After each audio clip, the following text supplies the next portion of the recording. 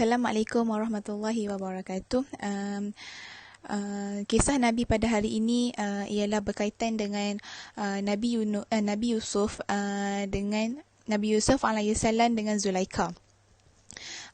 Boleh yang umumnya Nabi Yusuf adalah seorang yang mempunyai kecantikan yang luar biasa, serta kecantikannya itu disertai dengan kepribadian yang menambahkan lagi kehebatannya.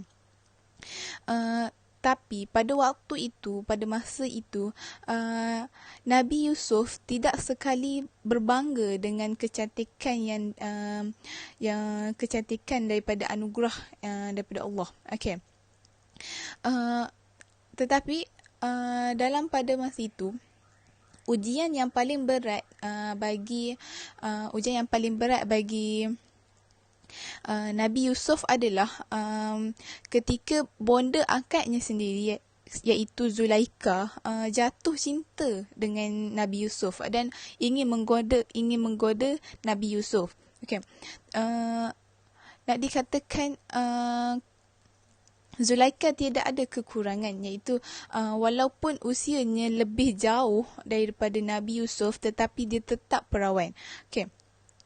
Tetapi oleh kerana Nabi Yusuf sentiasa ingat akan Allah, maka tertolaklah bujukan nafsu Zulaikha yang sedang bergolak, yang sedang dilamun cinta pada waktu itu.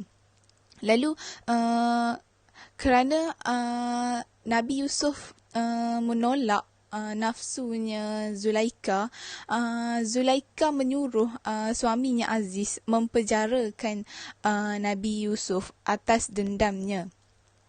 Namun begitu, Zulaikha tetap ingat akan Nabi Yusuf dan selalu merindui Nabi Yusuf sehingga dirinya hilang pertimbangan. Boleh dikatakan dia menjadi separuh gila, sehingga Aziz, iaitu suaminya Zulaikha, terpaksa menceraikannya.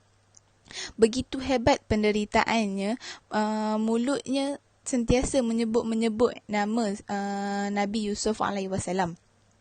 Setelah hampir 12 tahun Nabi Yusuf berada dalam penjara, beliau akhirnya keluar. Beliau akhirnya diangkat menjadi raja kerana mukjizatnya yang boleh mentafsirkan mimpi. Okay. Satu ketika sewaktu Nabi Yusuf berjalan di padang pasir, beliau terpandang seorang wanita yang kelihatan tidak siuman, yang sedang menjemput namanya. Maka Nabi Yusuf berkata, "Engkaukah Zulaikha?" katanya dengan keheranan. Okey. Zulaikha terkejut lalu menangis kerana mengenangkan dosanya kepada Nabi Yusuf. Atas kehendak Allah Subhanahu Wa Taala, Zulaikha kembali pulih dengan wajahnya kembali muda dan bertambah cantik. Akhirnya Nabi Yusuf berkahwin dengan Zulaikha. Ternyata Zulaikha bukanlah Zulaikha yang dulu, yang sering merindui Nabi Yusuf lantaran insaf akan dosa-dosanya dan bagi memperlihatkan kesyukurannya kepada Allah. Zulaikha telah berubah menjadi wanita yang solehah yang sentiasa beribadah kepada Allah. Seharian dia bermunajat kepada Allah. Masanya hanya untuk Allah, bukan untuk yang lain, sekalipun suaminya sendiri, iaitu Nabi Yusuf alaihissalam.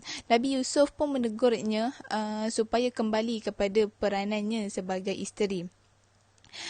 "Wahai Zulaikha, sesungguhnya Allah telah memerintahkan aku mengahwini engkau, kerana darinya engkau akan melahirkan 2 orang putera dan Allah akan jadikan mereka nabi dari keturunanku."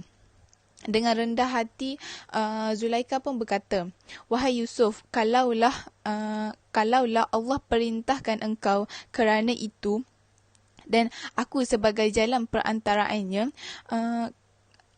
Dan kalau dengan mengikut kata-katamu itu dikira sebagai taatnya kepada Allah, maka aku akan taat dan patuh padamu. Dan hiduplah mereka sebagai suami isteri yang aman dan bahagia. Okay. Begitu hebatnya pengabadian mereka. Di samping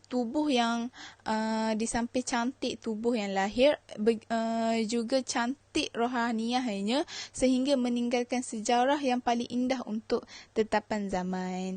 Okey, harap semua berpuas hati dengan kisah Nabi Yusuf dengan Zulaikha. Peringatannya, apa yang boleh diambil iktibar daripada kisah Nabi Yusuf dengan Zulaikha ialah Nabi Yusuf tidak berasa gah dengan kecantikannya dan merendahkan diri, walaupun dia memanglah sangatlah mempunyai kecantikan yang luar biasa. Okey, terima kasih.